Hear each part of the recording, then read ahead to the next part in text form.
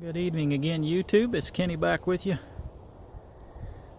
Taking a little stroll on a Friday evening here. Kicking around on the farm a little bit. Always thought that was a cool looking old tree. It's seen better days, but it's neat looking. We need some rain in Missouri in a bad way.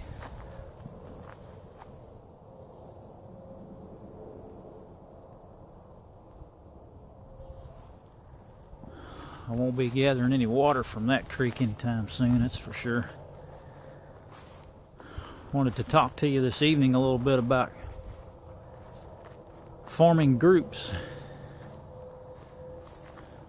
I know one of your most popular TV shows going nowadays is, of course, The Walking Dead. And although that's not a preparedness training show, you know, it's still entertaining to watch, and you can pick up, believe it or not, some pointers from that show. The main pointer that show gets across is the fact that you are not going to be able to do this alone when SHTF happens. And it will. It's coming. How soon? None of us know. There are a lot of us that think it's very close. There are many of us that think it could be by year's end. So what do? You're out there all alone. You've been gathering your supplies. You're kind of what they would call a lone wolf. Do you have your bug out location picked out? Do you have enough food and water to get you by for a minimum of 90 days is what I would suggest. 6 months is better. A year is great. But let's say you at least get to that point where you've got food, water, and medical, where you can be self-sustaining for 90 days. What should your next step be? And I left out a biggie in there too. Food, water, medical, and protection, security. You've got ammo, you've got guns to protect what you've stashed back. But you're alone. You haven't talked to anybody else for fear of the wrong people finding out, or for fear of being accused of wearing a tinfoil hat. Well, I think we're to the point now where those days are behind us, folks. 10, 12 years ago, when I started out really getting heavily into this stuff and got accused of wearing my tinfoil hat, some of those same people are now asking me where my roll of tinfoil is because they want to make themselves one. So people are waking up, and they're waking up fast. So it's to the point now where you can actually approach people and not have to worry about them thinking you're some kind of a nut job. And you're not, by the way. You're smart. You're ahead of the curve if you're thinking about this stuff. Because believe it or not, there's a ton of Americans who don't do much about this yet. They're thinking about it. They know they need to do it, but they're scared to face the facts, and so they haven't jumped in and done anything about it yet. So your next step should be to network and find some of those people. And you got to be careful how you go about it, because you can't let just anyone know that you've got your stuff stashed back. You don't want to give that away. You know, it's hard to be the true gray man nowadays. We're all so interconnected that it's really tough to not have anyone know what you're doing. Thus the reasons why you stock your guns and ammo, to protect your stuff. So search these people out. You may find them through church. You may find them through friends and family. Be careful how you bring that conversation up, and, you know, casually talk about stuff like that. You know, you're standing around the water cooler at work and you start talking about these things. You know, hey, a lot of people seem to think we're close to something happening. You know, what do you think? You think it's worthwhile messing with that preparedness stuff or not? See how that person reacts. If they say, yeah, I've been stocking stuff for the last year. I'm getting ready. Then there, bingo.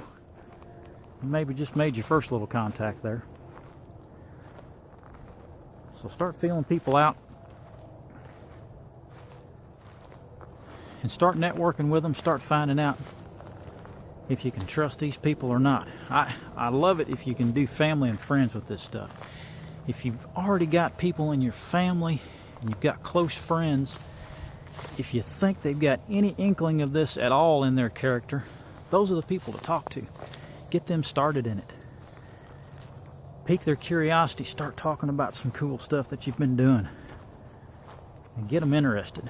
Because when this finally hits, it's going to be a lot harder than just sitting in the house, getting by with your food and your water, waiting on society to pick back up and return from the collapse. You're going to have to work with other people so that you've got security. You can't stay up around the clock.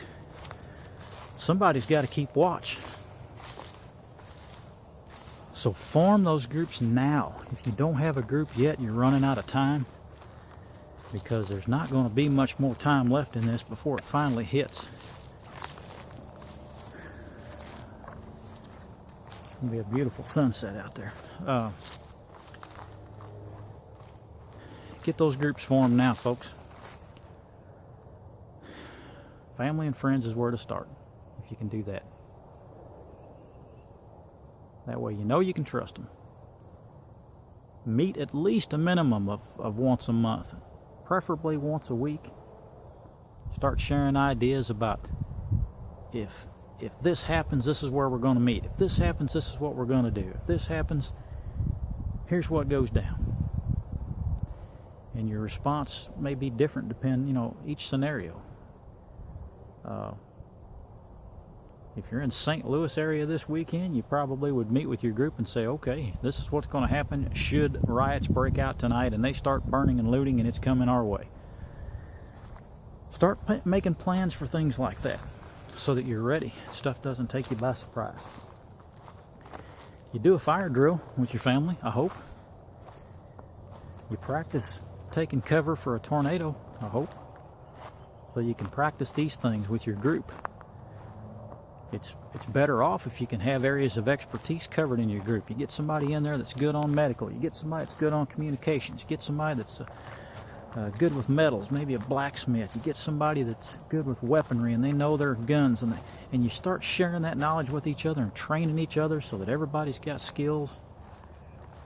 And then when it hits the fan, you've got someone in your group you can rely on to cover that specialized area. But whatever you do, don't try to do it alone. You're going to be a sitting duck out there if you try to do this stuff all by yourself. So take that to heart, and I think you'll find yourself to be a whole lot more secure, and you'll have a lot better peace of mind knowing that you've got a group of people to work with.